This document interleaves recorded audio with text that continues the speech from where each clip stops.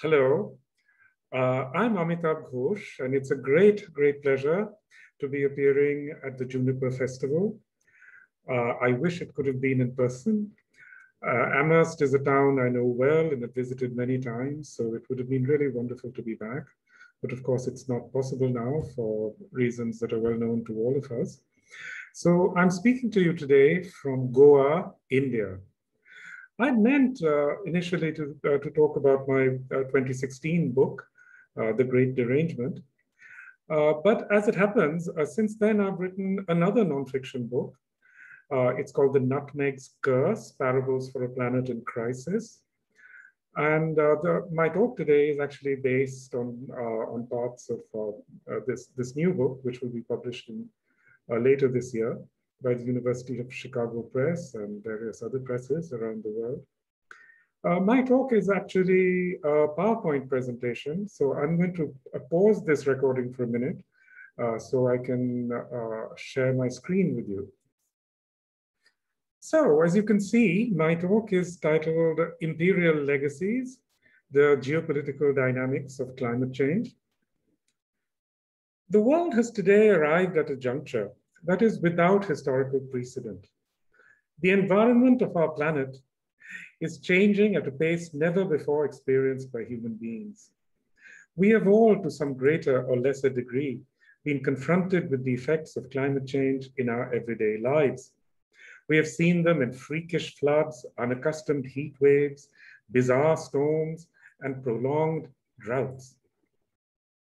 It is now generally agreed that humanity's long journey to this juncture started with the Industrial Revolution, which ushered in a new carbon-intensive economy.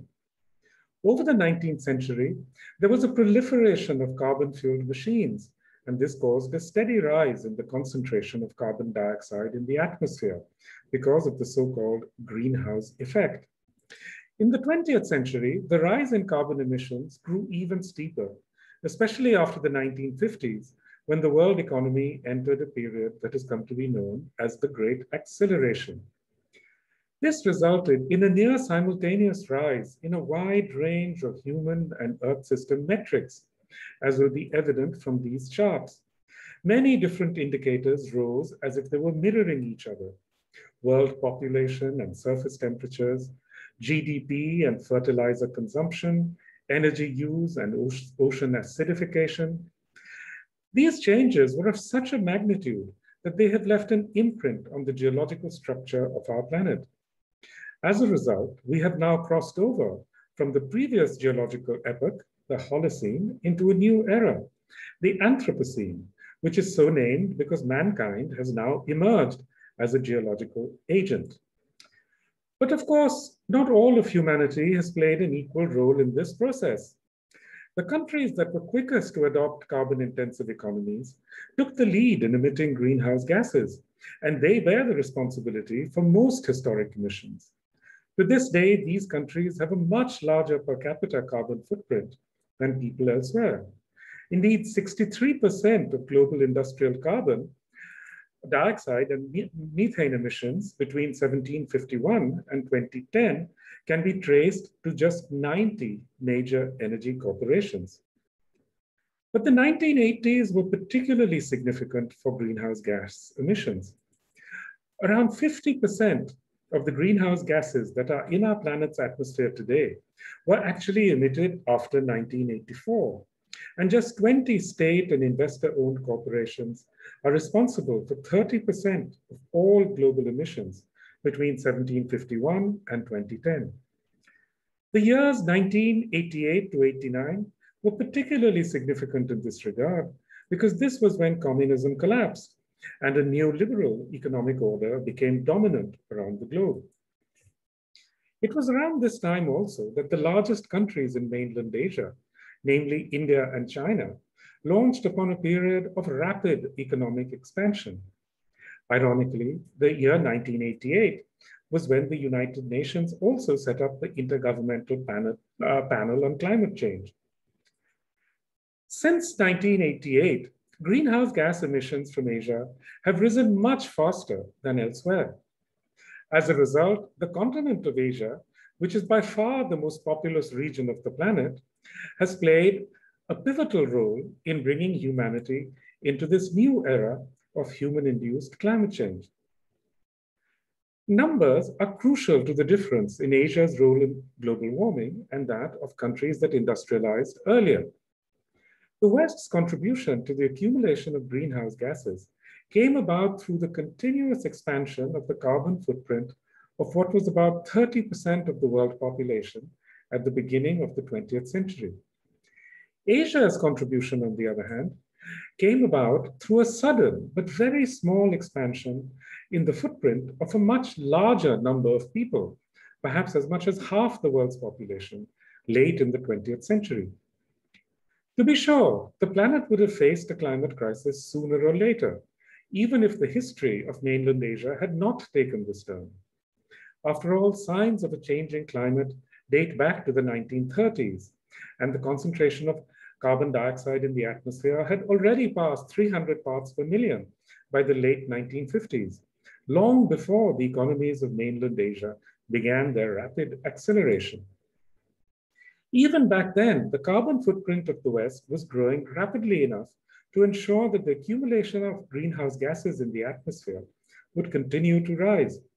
But that rise would not have been so steep if the economies of mainland Asia had not grown as fast as they did from the late 1980s onwards. It is this acceleration that has dramatically shortened the time available to adapt to or even recognize the crisis for what it is.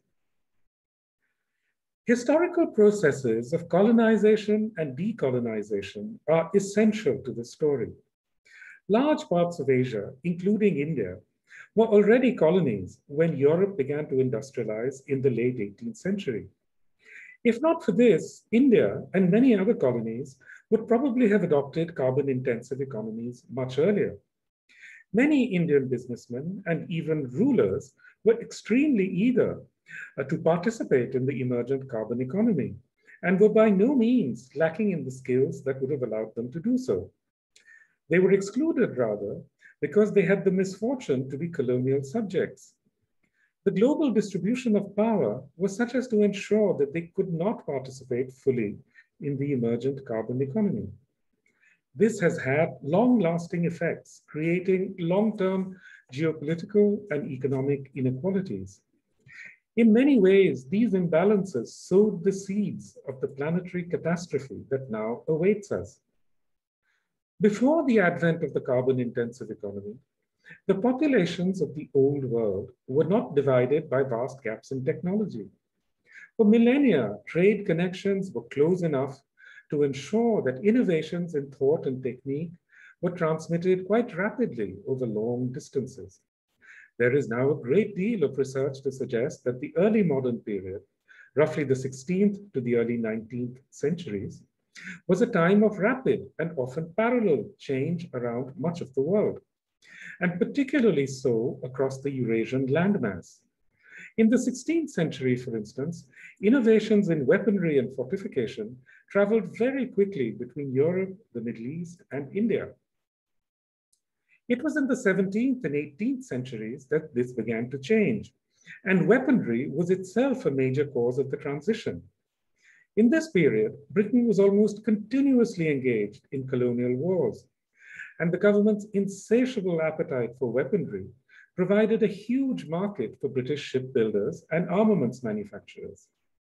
They, in turn, began to promote improvements in their manufacturing process, which eventually led to many of the key innovations of the Industrial Revolution. This runs counter to the mythology of the Industrial Revolution, in which Britain's transition from a largely agricultural to a manufacturing economy is usually attributed to a few lone geniuses and their inventions. But in reality, the British state and the arms manufacturers that it funded were major drivers of the transition. The British government was well aware of the crucial role of the weapons industry in effecting the change, and it did its best to prevent possible rivals from following in its footsteps. India, for instance, had a highly sophisticated gun manufacturing industry in the 18th century. So the British East India Company flooded the market with British-made guns, selling even to enemies in order to discourage the growth of the local industry. The fact that England was a colonial power, continuously engaged in warfare in the Americas and Asia, was therefore crucial to Britain's industrial transition and the growth of a carbon-intensive economy. As the historian Priya Satya points out in her brilliant book, Empire of Guns, the Violent Making of the Industrial Revolution, I quote, "Violence committed abroad in service of imperial expansion was central to the making of capitalist modernity." In other words, colonial violence was central also to the making of carbon-intensive economies. The history of the steam engine provides some interesting insights into the role of fossil fuels in creating and reinforcing certain kinds of systemic inequality. In the standard narrative of the Industrial Revolution, it was the invention of coal-powered steam engines by James Watt in 1776 that kicked off a rapid transition to a carbon economy in Britain. But this is simply not true. As the historian Andreas Malm has shown, through much of the Industrial Revolution, water remained the main energy source for British and American industry. The reason why coal-powered mills began to edge out their water-powered competitors in the early 19th century was not that coal was cheaper or more efficient. Water-powered mills were just as productive and far cheaper to operate than coal-fired mills. It was for social rather than technical reasons that steam-powered machines prevailed. Because, for example, coal mills allowed mill owners to locate their factories in densely crowded cities, where cheap labor was easily available. The steam engine, writes Malm, was a superior medium for extracting surplus wealth from the working class, because unlike the water wheel, it could be put virtually anywhere. In other words, it was precisely because fossil fuels possessed the property of reinforcing structures of power that they triumphed over other sources of energy in the 19th century. Similarly, the steam engine also radically altered the worldwide balance of power in favor of the West. In the First Opium War of 1840, when Britain launched its first attack on China, a single armored steamer, the Nemesis, was able to destroy the entire Chinese fleet. Since that time, energy use and military power have been locked in a transitive relationship. This remains the case to this day. Today's status quo, globally speaking, rests not just on the use of fossil fuels, but also on their flow in both the physical and financial senses. During the last century, Anglo-American global strategy came to be focused on the nodal points through which oil is distributed around the world. During the First World War, for instance, one of the earliest actions of the British Empire was to send Indian troops to Mesopotamia in order to secure the oil fields of Basra. The two world wars established Britain and the United States as the world's dominant naval and military powers, and this in turn was critical to the post-war global economy.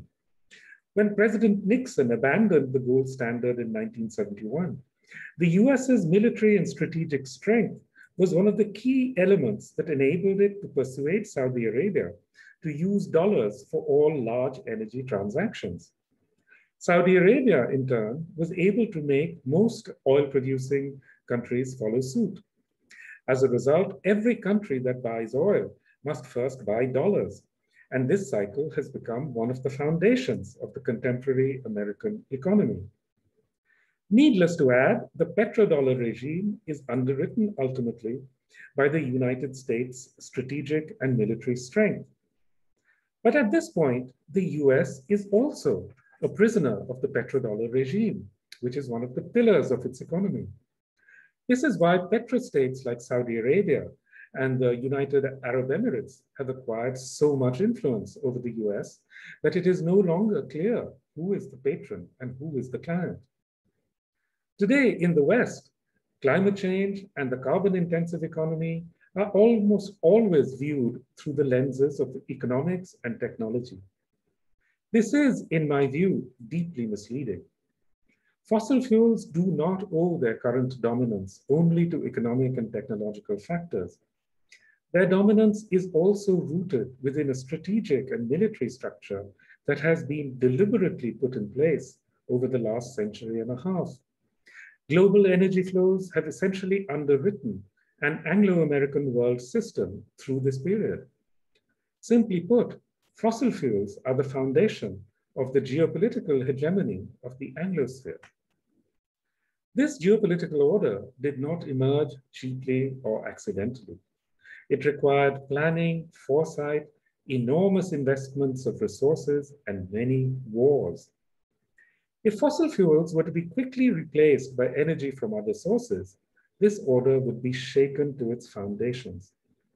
This, in my view, is the principal reason why the US, Australia, and Canada have been so slow and so reluctant to switch to alternative sources of energy.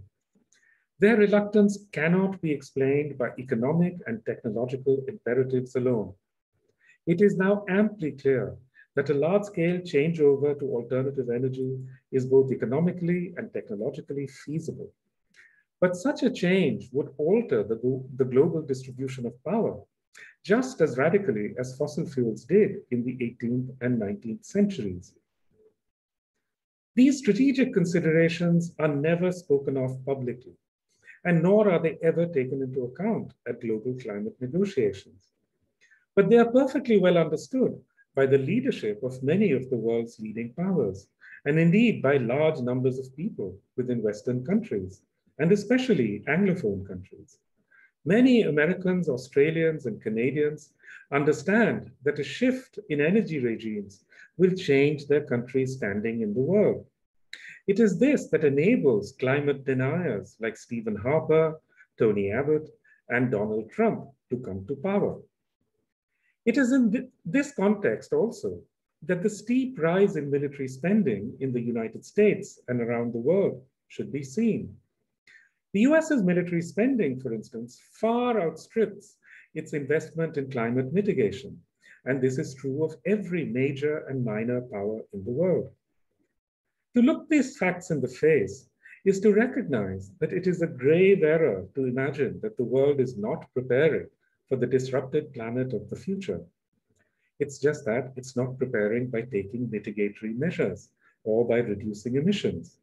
Instead, it is preparing for a new geopolitical struggle for dominance. It is increasingly clear today that a transition, albeit partial, in energy regimes is not only possible, but inevitable. It's hardly surprising then that a great deal is being written about the economic and technological implications of this transition. By contrast, there is far less discussion, at least in public, of the geopolitical repercussions of this transition, although they will also be momentous. How, for instance, will Washington adjust the decline of the petrodollar as an instrument for the projection of power?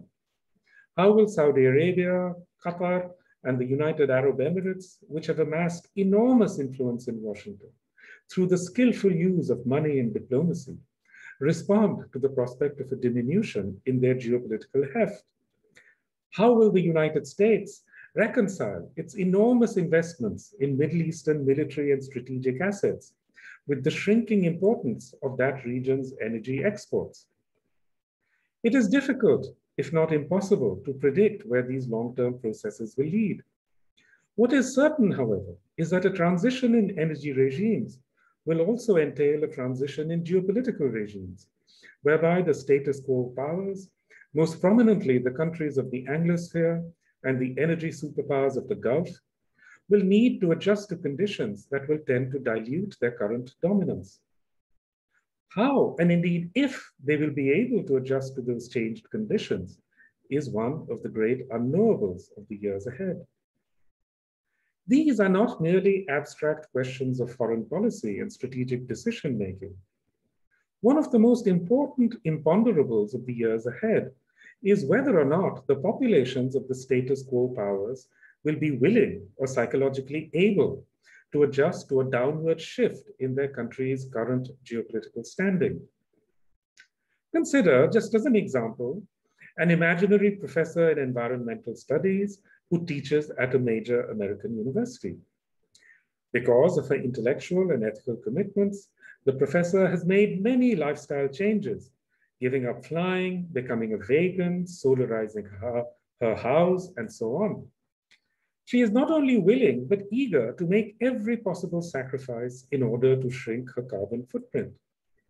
But when asked, are you also willing to shrink the geopolitical footprint that is concealed within your carbon footprint?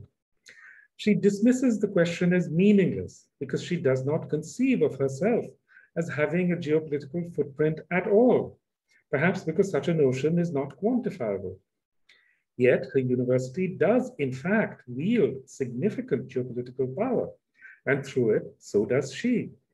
She plays a role, for instance, in setting the research agenda for innumerable universities around the world by granting scholarships to overseas students and by issuing invitations to foreign professors, by publishing in and editing prestigious American journals, and through her connections with American foundations and think tanks that provide funding for educational institutions in many other countries.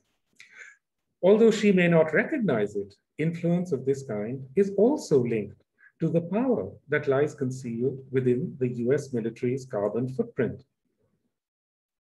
Would this professor, eager as she is to make sacrifices to shrink her carbon footprint, be willing to put up with an inversion in her circumstances whereby foreign powers would exercise an influence within her university, equivalent to that which she wields in relation to foreign institutions?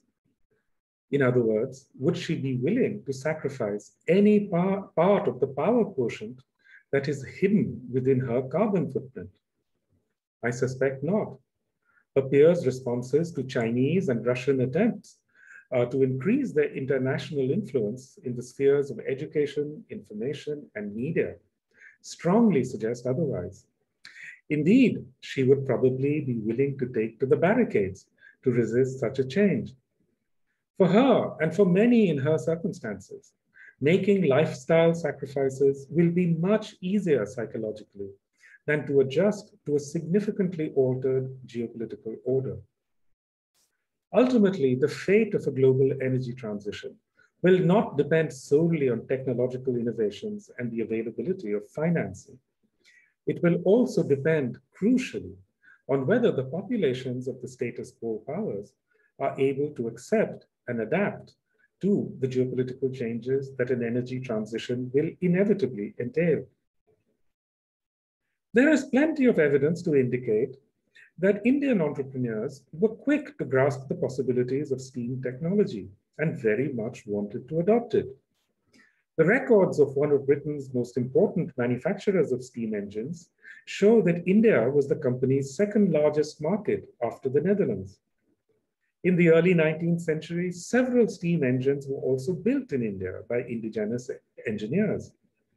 The skills for the making and maintenance of these machines were abundantly available in the Indian subcontinent. Many contemporary businessmen attest that Indian mechanics were very quick to master the technology. There is no reason to suppose that they would not have been at least as good at imitating this technology than German and Russian engineers had been. It was the very fact that India's ruling power was also the global pioneer of the carbon economy that ensured that this economy could not take hold in India at that point in time. The appetites of the British economy needed to be fed by large quantities of raw materials produced by solar-based methods of agriculture. Had a carbon economy developed synchronously in India and elsewhere, then these materials would have been used locally instead of being exported. In other words, the emerging fossil fuel economies of the West required that people elsewhere be prevented from developing coal-based energy systems of their own by compulsion, if necessary. The reason that India could not industrialize on a large scale was that it did not enjoy the kind of political autonomy that Germans and Americans did. Their economy was controlled by a foreign power, which made sure that it could not become a competitor. As a result, the large-scale industrialization of India and many other Asian countries was delayed until the end of the age of imperialism in the mid-20th century. It was not till a few decades after decolonization that most of the countries of Asia began to industrialize rapidly. China and India were relative latecomers to this process, but it was their expanding industrialization beginning in the 1980s that brought the climate crisis to a head at the beginning of the 21st century. But what if, and this is of course purely hypothetical, but what if India and other Asian countries had indeed industrialized in the 19th century? Or what if the age of imperialism had ended earlier, say after the First World War? There can be little doubt that in either of those cases, the climate crisis that we are now facing would have come about much earlier. This need not necessarily have been a bad thing. The know-how for developing alternative sources of energy already existed in the 1920s and 30s, and other forms of energy might well have been embraced much sooner if the consequences of the expanded use of fossil fuels had become clearer earlier. But these technologies were essentially stifled at that point because of two developments. Huge amounts of cheap oil began to be extracted from the earth, and the emerging British American global order made sure that this became the foundation of the global economy. It was not till several decades later that it became clear that this oil was not cheap at all if its effects on the atmosphere were taken into account. The unseen costs were such as to doom the very ways of life that fossil fuels had brought into being. In other words, if history, and indeed the earth itself, had wanted to play a cruel joke on man, the creature that imagines itself to be the wise ape, Homo sapiens, they could not have done it any better than they have. At every point where the possibility arose of taking a turn in another direction, the earth played upon human greed by creating illusions. Had the countries of Asia been able to industrialize in the 1920s and 1930s, it would have become evident much earlier that a fossil fuel powered mode of industrialism was subject to limitations of scale and could not be sustainable for the entire planet. At that point, when the culture of consumerism was still not as voracious as it would later become, it might have been possible to take a different path. But it was exactly at that time that the earth placed vast quantities of fossil fuels into the hands of the world's dominant powers, which immediately used these stores of energy to further consolidate their power. This in turn widened the world's inequalities still more, bringing them to a point where it is now impossible to say to poorer countries and poorer people that they should follow a different historical path. Global inequality and the resentments and desires that it creates has thus itself become the major driver of climate change. Today, there is more carbon in the atmosphere than at any time in the last 25 million years. And the consequences will continue to be felt even if all fossil fuel use were to cease immediately. Since climate change is now primarily driven by historic emissions, many of these consequences will unfold slowly over hundreds and even thousands of years. But some of them are already impacting our lives right now. And these impacts will have devastating effects on many parts of the world, especially the Indian subcontinent. It is to some of these impacts that I will now turn. At the same time that the carbon economy has deepened geopolitical inequalities, it has also created inequalities in exposure to climate change. If we consider the location of those who are most at threat from the changes that are now underway across the planet, it becomes immediately apparent that the great majority of potential victims are in Asia. The effect of mainland Asia's numbers is such as to vastly amplify the human impacts of global warming. Take, for instance, the Bengal Delta. The floodplains of Bengal are not likely to be submerged as soon or as completely as, say, the Pacific island nation of Tuvalu. But the population of Tuvalu is less than 10,000, while the partial inundation of of just one island in Bangladesh, Bhola Island, has led to the displacement of more than 500,000 people. The concentration of population in the Bengal Delta is such that some of the world's worst disasters have occurred in this region. The 1971 Bhola cyclone is thought to have killed 300,000 people. Actually, it probably killed as many as 1 million. As recently as 1991, a cyclone in Bangladesh resulted in 138,000 dead. Sea level rise and the increasing intensity of storms in the Bay of Bengal will mean that large-scale inundations will become more likely all along the coastline. Moreover, in Bengal, as in other Asian deltas, like those of the Irrawaddy, the Indus, and the Mekong, another factor has magnified the effects of sea level rise. This is that delta regions across Asia and elsewhere are subsiding much faster than the oceans are rising. This is due partly to geological processes and partly to human activities, such as dam building and the extraction of groundwater and oil. Again, the southern parts of Asia are particularly vulnerable, with the deltas of the Chao Phraya, the Krishna Godavari, the Ganges Brahmaputra, and the Indus being especially imperiled. The Indus, on which Pakistan is critically dependent, has been exploited to the point where it no longer reaches the sea. And as a result, salt water has pushed inland by 40 miles, swallowing up over 1 million acres of agricultural land. In India, a 1 meter rise in sea level, which now seems almost inevitable, will mean the loss of some 6,000 square kilometers, including some of the country's most fertile lands. Many of the subcontinent's low-lying islands, like the Lakshadweep chain, will disappear. One study suggests that rising sea levels could result in the migration of up to 50 million people in India and 75 million people in Bangladesh. Along with Bangladesh, Vietnam is at the top of the list of countries threatened by sea level rise.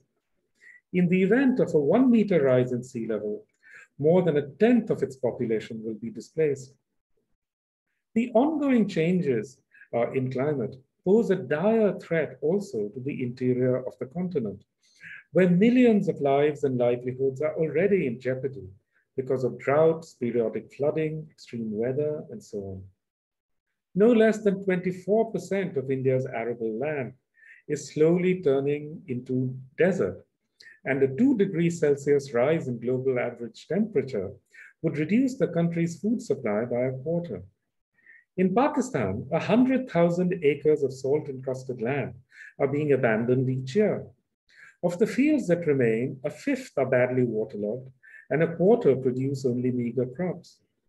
In China, which feeds more than 20% of the population of 7% of the world's arable land, desertification is already causing direct annual losses of 65 billion.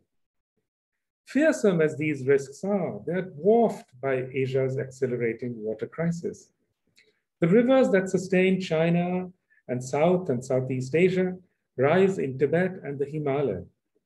The waters that are stored there in the form of accumulations of ice sustain 47% of the world's population. But this region is warming twice as fast as the average global rate. And in 2008, it was found that the Himalayan glaciers had already lost all the ice formed since the mid-1940s. By some reckonings, 1/3 of them will disappear by 2050. As the melting of the Himalayan glaciers accelerates, the variations in the river's flow will increase, falling to unprecedented lows in the dry season and causing massive inundations in the summer, as in the Kosi River disaster of 2008 in Bihar and the Indus floods of 2010. And if the glaciers continue to shrink at the present rate, the most populous parts of Asia will face catastrophic water shortages within a decade or two. A quarter of the world's rivers already run dry before reaching the sea. Many, if not most of them, are in Asia. In terms of numbers, the consequences are beyond imagining. The lives and livelihoods of 500 million people in South and Southeast Asia are at risk.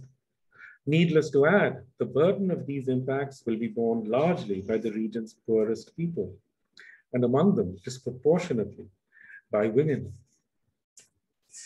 In the West, climate change has come to be thought of as a phenomenon that pertains mainly to technology and economics. Inasmuch as issues of geopolitics figure within this frame, they're usually represented as being determined by economic factors or by the broader workings of capitalism. In the global South, on the other hand, climate change is viewed quite differently. Often, while traveling in Asia, I've asked people in places that are directly threatened by climate change whether, in order to reduce the risks that face them, they would be willing to cut back on their carbon emissions. Almost always, the answer was some variant of the following. Why should we cut back our consumption and our emissions when they are still far below Western levels? Wouldn't that be unjust to us? The West enriched itself at our expense when we were weak and powerless. It's our turn to catch up now. Across much of the global South, these beliefs are held with a strength of conviction that belies the idea that the planetary crisis can be addressed merely by fixing capitalism. In many parts of the world, climate change is not seen as an issue that is primarily technological or economic. It is viewed instead as primarily a problem of justice and inequality, rooted in histories of colonialism. At the heart of the climate crisis lie geopolitical problems and inequities of power, inherited from the era of colonization. These problems and issues cannot be wished away. So thank you very much. This has been a great pleasure. And I hope someday to be in Amherst in person. Thank you again for the invitation. And thank you for listening. Goodbye.